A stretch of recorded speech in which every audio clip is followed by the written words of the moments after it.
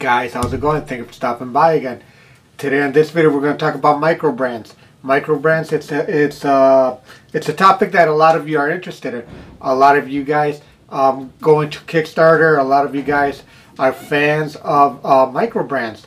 And I've gotten asked a few times, what do I think? Which ones are my favorite microbrands? And I've said it before. I don't know if I've said it on a live stream or not, but I'm not a fan of microbrands. When you're a fan of vintage, microbrands, they're too far away from you. Microbrands are something that I'll look at 100 other things and then I'll look at microbrands. Everything that I like has been invented already. When you're a fan of modern watches, then you might be a fan of microbrands. When you're a fan of something new, a fan of something that is newly created, if you're that type of collector that is waiting for that new watch to come out from Rolex, from AP, from Vacheron, whoever, you know, then I think you might be a little bit more that collector that the microbrands are looking for. So lately, I've only seen one type of microbrand, and it is the very low quality, cheaply made, no thought into it microbrand.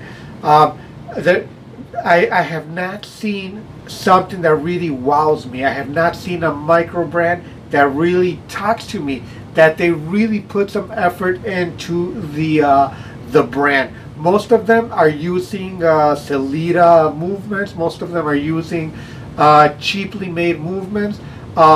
If you're lucky, a Sellita movement. If you're going to most other watches with the microbrands, they're going with a Renata quartz movement, not even an ETA quartz movement. They're going with the cheapest quartz movement they could find, cheapest materials, and you know, they're just doing something newish to a dial. They'll probably give you a little bit of a color combination on the hands, you know, something on the crystal, the way they dome it, the way they'll try to find something, or even on the strap, they'll do something different to the strap, you know, something to call it their own. If you're a real watch collector, the art that goes into the movement, the workmanship that goes into the movement is not going to be there.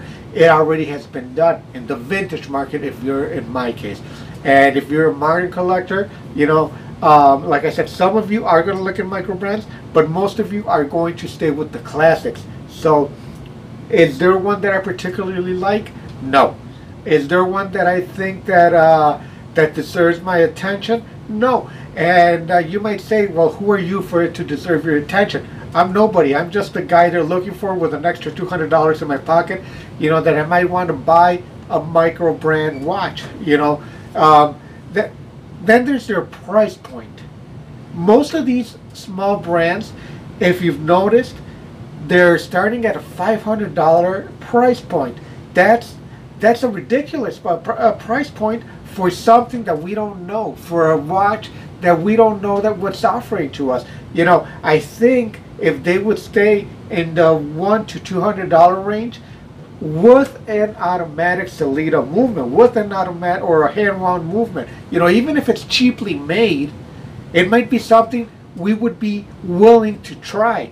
But when the only thing they're doing is decorating or stamping some lettering to the automatic rotor, there's nothing there for us when you're a watch collector. When you're a seasoned watch collector, they might trick one or two new collectors that are trying to fill up a watch box. But if you're a seasoned watch collector, I don't think you're going to fall for it. I don't think a lot of you guys are going to go and buy a watch from a Kickstarter that is offering very little to nothing in innovation. You know, like I said, just some funky colors on a dial. It's not going to cut it for a lot of us. And that's all I see in microbrands. I don't see any changes to a case. How many changes can you do to a case? I understand that. But if you want to get into the watch design, if you want to get into the watch manufacturing side of the business, then you got to wow the community. Then you got to give us something that nobody else has given us, to make us reach into our pocket and spend, whatever you want us to spend on your watch. And that's my take on microbrands. Your take might be totally different. I have not seen one that I like. I don't like to talk a lot about this subject. I don't like to talk a lot about microbrands, because then I might be one of those that is called a sell-off to a brand, which I'm not. I'm just addicted to vintage. Vintage is my thing, and I don't see anybody inventing something that has already been invented. So if you could tell me of a microbrand that hit it off strong, who can we talk about? Undone. I mean, they had a different twist, but did they really hit it out of the park? Out of all the microbrands, I think it's the one that did it a little bit better. Undone. Who else? Not one that comes to mind, and I've seen a few of them. I've gotten Instagram messages from a few of you guys, who send them to me, and what do I think about this, and what do I think about this other one, And if you don't follow me on Instagram, I'm going to leave my my Instagram name below. Make sure you follow me there. I answer most of my questions there because it's just much easier than trying to do it here. So, guys, what do you think? What's your thoughts? Have you bought a microbrand? Do you really like it? Did it really change your perspective in watches? Let me know, guys, if it did. If you like this video, give it a thumbs up, subscribe, hit the notifications, and guys, I'll see you guys in the next one. Thank you so much for stopping by. Appreciate it.